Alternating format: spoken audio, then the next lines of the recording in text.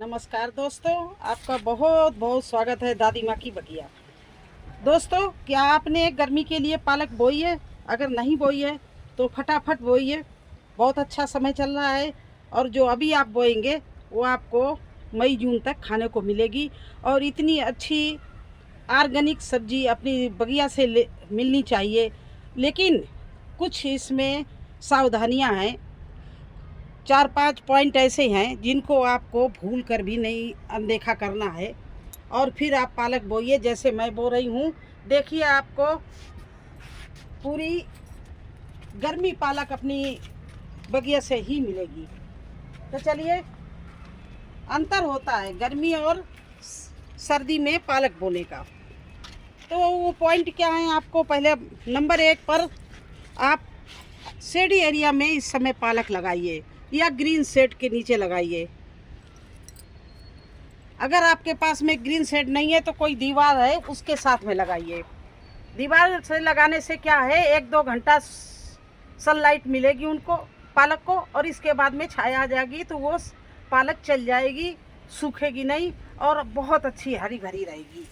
अब देखिए, दूसरा ये बहुत ही पॉइंट है, आप लोग ध्यान से सुनिए। दूसरा पॉइंट ये है कि सर्दी में आप 4 इंच की गहराई में पालक बो लेते, 6 इंच के गमले में बो लेते, लेकिन इस समय 12 बाई 12, 15 बाई 15 के गमले में ही पालक लगाना अगर आपके गमले में लगा रहे हैं। और अगर आप किसी कंटेनर में लगा रहे हैं तो वो भी 15 बाई 15 और गहरा होना चाहिए, जिससे आपकी पालक है वो गर्मी में सूखे नहीं।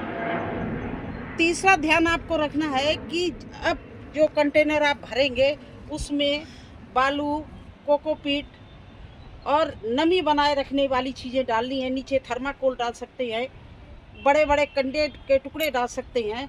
इन चीज़ों को डालकर ऊपर मिट्टी डाल के बोइए। चौथा पॉइंट इसका ये है कि इस समय जो भी आप बोएंगे पालक, उसको आप कम से कम 1 या 2 घंटे की बस धूप देना। इसके अलावा अगर वो ज़्यादा धूप में रही तो पालक आप चला नहीं पाएंगे। मेरे यहाँ पूरा हम देखिए, ये धनिया भी बोई है और ये पालक बोने जा रहे हैं। मैं इस क्यारियों में बो रही हूँ। इसकी मिट्टी बहुत रिच बनाई मैंने, गोबर डाला है, कोकोपीट डाला है, वर्मी कंपोस्ट डाला है और ये इतनी भुरभुरी और गहरी भुरभुरी और रिच मिट्टी बनाई है। और ये हमारी जो क्यारी है ये कम से कम 1.5 फुट गहरी है, तो इसमें पालक हमारी अच्छे से चल जाएगी। क्योंकि अगर इतना एक बार अगर हम पानी डालना भूल भी गए तो नीचे इसमें कोकोपीट पड़ा हुआ है, रेत पड़ा हुआ, गोबर की खाद पड़ी हुई है, तो नमी बनी रहेगी। अगर आपकी पालक में नमी बनी रही तो आपकी पालक आपको मई जून तक अच्छे से देगी। मैं आपको दिखाऊंगी, पूरे साल हमारे गार्डन में कभी भी पालक नहीं ख़त्म होती है। तीसरी चीज़ ये है कि उसका ट्रीटमेंट करके पालक आप बोइए। अगर आपने ऐसे ही पालक बो दी तो इस समय चींटियाँ और बहुत से मिट्टी में ऐसे कीटाणु होते हैं, ऐसे मतलब कीड़े होते हैं जो आपके पालक को ख़त्म कर देते हैं, छेद कर देते हैं। तो पालक और निकलती भी नहीं, जर्मिनेशन भी नहीं होता। तो पालक का ट्रीटमेंट करके ही लगाए। अब देखिए, ये मैंने इस तरह से मिट्टी बना के छोड़ दी है। ये देखिए,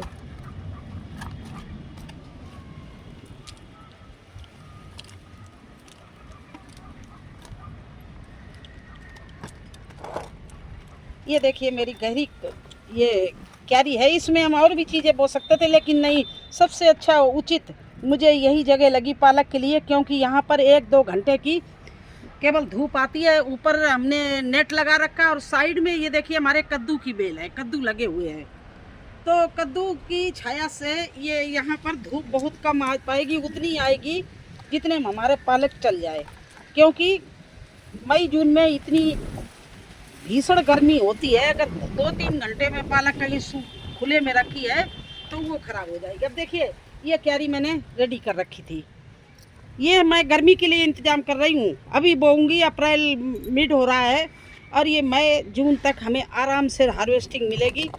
अभी तक ये देखिए धनिया इतनी बड़ी बड़ी इसमें खड़ी थी, मैंने आज धनिया निकाली और ये धनिया हमारी छोटी देखिए कितनी अच्छी जर्मिनेशन हुआ है। तो अब इस मिट्टी में मैं और भी ऊपर से डाल रही हूँ। ये देखिए चूना डाला है, ये नीम खली है, ये बर्मी कंपोस्ट है और नीचे इसमें साथ में है कोकोपीट। तो ये चीज़ें हमने सब मिला ली हैं। देखिए इस तरह से मिला लिया है और इसमें ऊपर से जहाँ पर हमारा सीड गिरेगा वहाँ पर हम ये चीज़ और डाल रहे हैं पौष्टिक तत्व। ना तो धनिया में नमी की कमी रखना, ना ही ज़्यादा इसका टेम्परेचर होने पाए यहाँ पर, और ना ही इसमें पौष्टिक तत्व की कमी होने पाए। फिर आप धनिया बोइए। देखिए आपको पूरी गर्मी धनिया मार्केट से नहीं लानी पड़ेगी। मैं तो इसी तरह से देखिए बोते हैं। देखिए इस तरह से हमने डाल दिया। अब ट्रीटमेंट के लिए मैं क्या करूँगी,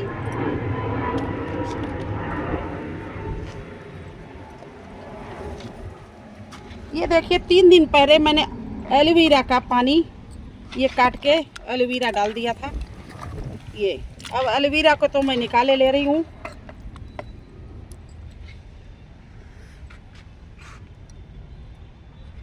और इस तरह से मैंने सारा एलोवेरा निकाल लिया।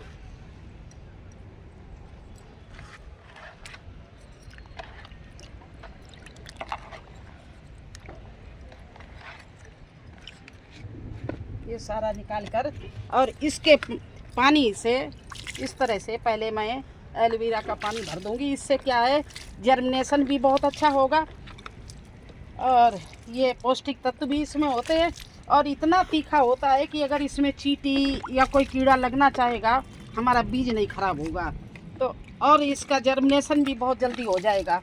तो देखिए आप लोग बिल्कुल ध्यान से जब भी बोए एलोवेरा का पानी ज़रूर डाल दें। बाद में आपको ऊपर से पानी डालने की ज़रूरत नहीं है, क्योंकि ये पहले मैंने इसमें डाल दिया। अब मैं सीड लगाने जा रही हूँ। देखिए ये पालक का सीड है और ये थोड़ी सी मिट्टी में मैं इसको मिलाए ले रही हूँ जिससे एक सा पड़े। ये यहाँ पर राख है तो राख में ये मैंने मिला लिया और अब इसको छितरा के इस तरह से पालक को मैं बो रही हूँ। देखिए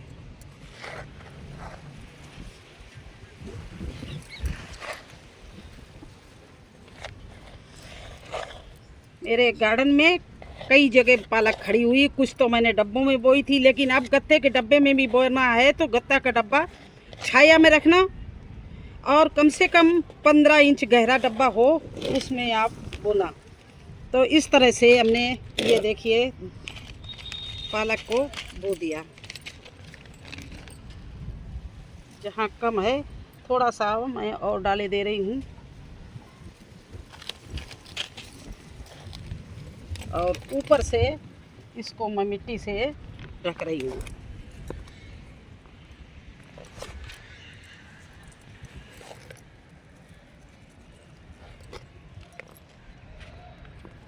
तो दोस्तों देखिए इसको ढकने के पहले और एक काम कर दीजिए।